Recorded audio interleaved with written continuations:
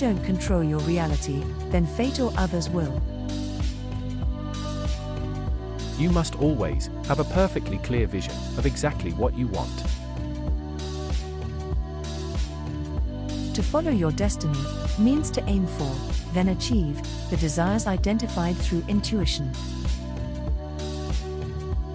Place all your efforts and energy on focusing on getting what you deem important.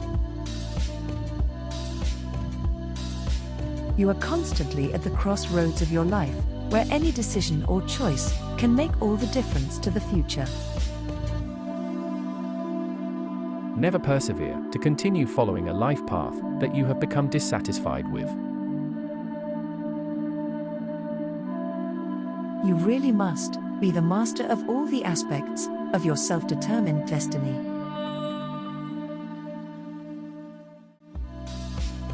Please click the like button.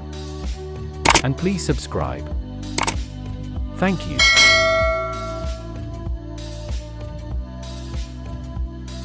It is always up to you how things can turn out.